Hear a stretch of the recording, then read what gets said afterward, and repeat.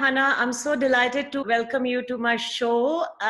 So it's been great. How you been doing? It's been long since I saw you. 2 years? 3 years? Yeah, I think it's been 3 years, Seema. So it's really good to see you. And that's a nice photo of Tom Cruise that you have behind. Yeah, yeah. I have my inspirations in this room. On this side is Audrey Hepburn. The other side is Casino Royale. And then the old classic Pink Floyd is on the other side of the room. I'll show you. Yeah, yeah. I'd love to see it. How have So you been? yeah, good, good. Quarantine life, 3 months. We're trying to survive, trying to do the best we possibly can, make Yeah, the most of it. Some days are good, some days are like, oh my God, what's happening? I know. I can fully imagine. It's the same thing here. I mean, there's absolutely no difference. You have good days, then you have bad days. Uh, some days are just really strange. Some days just float by you. Yeah. Some days are so hectic. Like I was just telling you, like my entire day goes only in cleaning and and then I have a play that's happening and I do rehearsals for that. And it's so weird because there are people who keep telling me like, I don't sleep till 2 o'clock, 3 o'clock, and I'm just like, can you please come and clean my house because I feel very sleepy by 10:30. You're exhausted. I'm so exhausted, so I don't understand how people are awake. So for everyone, I know Ahana for a long time now. She was in Austin a few years back for the premiere of a film, Lipstick Under My Burqa. Huge success, really well received. She did a fabulous job. We'll get to that Lipstick Under Burqa part in just a little bit. But the thing is that movies come and go, things happen. But the interesting part is we make friends as we go along. And Ahana is one of those. We hung out and we have some really sweet memories. You remember we went to Oasis, had lunch there. Yes, Spoke a we lot. did. My God, I still crave, the drinks that we had. They were so good, and I really miss. Actually, I really do miss Austin. I think for me, it was a really like fun place to hang out, and I like the bar crawling that we did at night after the screening got over, and then everybody Yeah, went out, for drinks, and it was really nice. And I think it's a nice city because it's such a university-driven city. There's so many students around, and I was quite taken, taken by with the vibe in Austin. I really liked it, so I really miss it. and Really miss. none of that now. But that's what Austin is known for: the music, It. the culture, the vibes. The old charm and the new charm combined in one. Yeah, And then the dinner at our house, and the premiere, the Q&A. And you met a lot of people, and everyone still remembers you. You're like, but I think it's a very close knit community also that you guys have in Austin. I think like everybody, I was really welcomed here. I really enjoyed my stay in Dallas and Austin entirely because I just think like the Indian community was. I didn't feel like I was abroad even for once. I literally felt like I was in India. मुझे तो ऐसा लग रहा था कि like I'm roaming around somewhere in Andheri or like I'm with like friends there. So I think I'm glad that through my journey, I really managed to make good friends and keep in touch with you guys. yeah, yeah. And Ahana, something I always remember, don't get embarrassed, but I do want to share that little thing with everyone that really touched my heart and told me what kind of a really good person you are. So you might remember when we were driving back in two cars, right? You were with Jyoti Yeah. and me and Anupam were in Varka. Yes. And Yeah. then for some strange reason, something strange happened with our car. And the SUV, something got stuck like a dead bird or something. And we were all just shocked and devastated. And you came out of the car, you went into the woods area, you bought a stick, and you just started digging out that thing from the car. We are still looking and shocked what to do. And you just went into action and just took off. And three of us are like looking, this is our car, this is our city, this is our guest. And I'm like, I'm so embarrassed. So let's look for the stick and let's help Ahana. And you were like on it and you got that thing out very quickly while we tried to help, but you did the job. You're laughing like, Because I was trying to remember, I was like, did that really happen? Really? Like I can't remember, but yeah, I do. I do remember. Like Jyoti and I kind of stopped, and you guys were ahead of us, and yeah. then I like, yeah, I think it was like a Yeah. dead bird or something, and then And it then was when really I sweet. got in the car, I was like, she really didn't have to do that. She didn't even have to get out of the car and, get bruised in the sun and do any of that. It was not her problem. It was our problem, our car. We were in another car. but you took charge. And I'm telling you, I never forgot that incident. And I was like, this is a person, like this is gold. This is a gem of a person. No, I think I would have done that even if it was. I think we are all in Bombay trained to, really like be. How do I say? I think the word would be like well equipped for life. It's basically one of those things because Good thing. so many things keep happening in Bombay, and with us, like we're always restricted in terms of time. I think this lockdown is the only time when I think all of us have had a combined lockdown of our thoughts, lockdown of our actions. We've really slowed down. And Bombay is, I mean, if you know Bombay, you Yeah, know of how it course. is. It's clockwork. So it's very strange that this city has really like calmed down. Even in the, I mean, I won't entirely say now because now when the unlockdown has happened, everybody's gone crazy and hell's broken loose because, people are on the road and people are out and there are traffic jams again. But everything in Bombay is so clockwork, and I think we all kind of designed in our heads to just be equipped to, if there's a problem, like let's just solve it and let's move on. Let's get to work.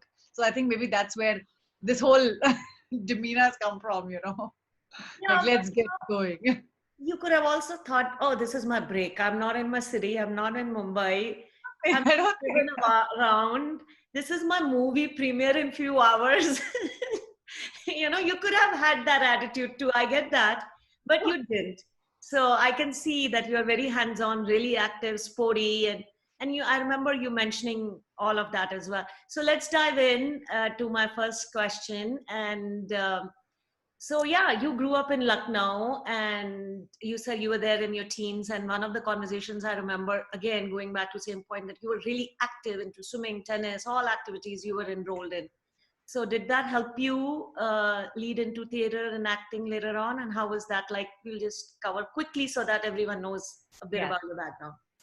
Well, my mom's a working parent, and my father used to live in Moscow. So my mother's a deputy superintendent of police as of today, Oh, and she's been in the police service for about 40 years. She was, a kotwali in charge when we were growing up. So I've really seen my mother really working around the clock.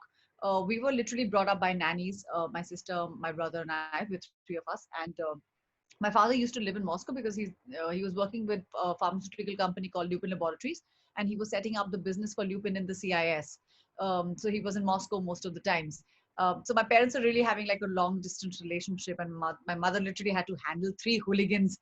And we were very difficult children because we had too much energy, and my mother didn't like, it's difficult to control three crazy children, who have like too much energy, everybody's fighting. And so I think the only way my mother could like really control our energies or harness our energies was make sure that that we're doing so many activities that we're so tired by 8-9 o'clock that we're in bed. So I think that was really key for her. So after school, she used to push us into going into gymnastics or go into like sports.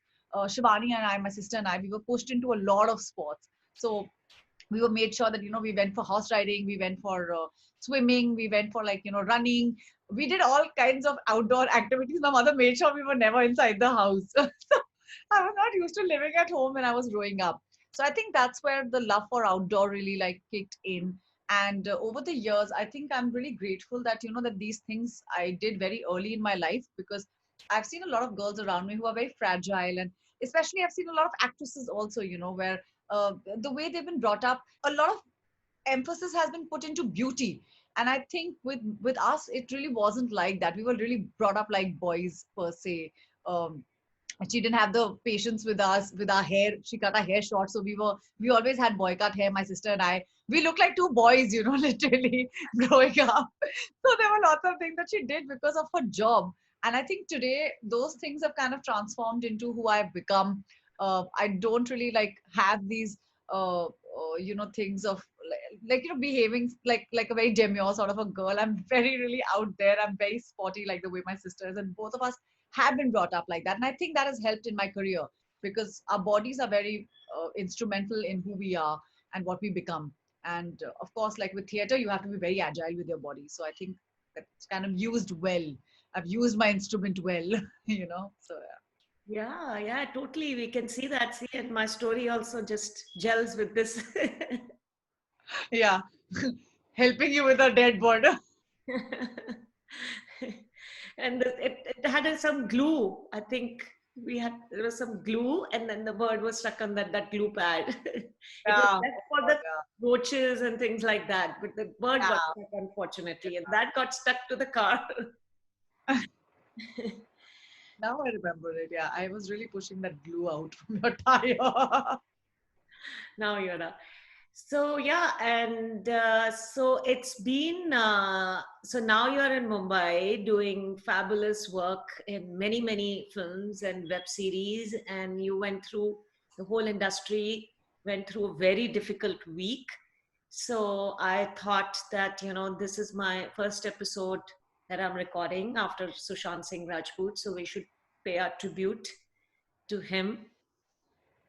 Did, Yes, we did you meet him, Ahana? Did you ever meet him? So I never met him. In fact, it's kind of strange that I think about it now in hindsight. And I have been, I've only been invited to all these events and spaces for the last 2 or 3 years, because I was not really a very um, uh, well-known actress in that sense, and I'm not a popular actress. I would even say that even now, like I do a lot of selective cinema, and no, it's true. And so there are far and few things that you get invited to. And I remember, like, I've been to so many events now, whether it's a magazine event, whether it's an award function, and I've never seen him. And it's only after he passed away, it just kind of struck me. I was like, how is it that I've seen almost every actor, and here is a guy who I've never seen, like, and it wasn't like he was not a popular actor, he was a star. And I just think he kind of stayed away, and he steered away from a lot of things, maybe not resonating with him at that point of time. So yeah, I didn't know him at all, and his passing has really been it's been a big shock. I never imagined myself crying for him, but I did, and it felt very weird, because at that point of time, when you hear the news, first of all, it's like unbelievable. Secondly, I feel that it could have been any of us. We all could have gone through any emotion like this and could have felt like this and would have, uh, taken a jibe at life like this. But I feel that, it was unfortunate that it happened with him. So I really I wish him peace. Yeah. I absolutely loved all his films. I haven't seen Chichore yet. I don't know when I will be really ready to watch it. But of course, all the other films are just simply fabulous. He was just so real. You could just relate to him, and he had some softness in his eyes. There's some kindness in him that you could see. And one of my favorite songs ever is Char Kadam from PK. And when we went to Brooks, we were literally playing that song because we were on the same bridge on YouTube. And then when Sean came to Austin, I asked him to, play that song for me. And he started the show with that song, Oh saying that God. this song is dedicated to Seema. She asked me to play this song. And Hannah, never again. I'll look at the songs the same way. And then we'll be right back.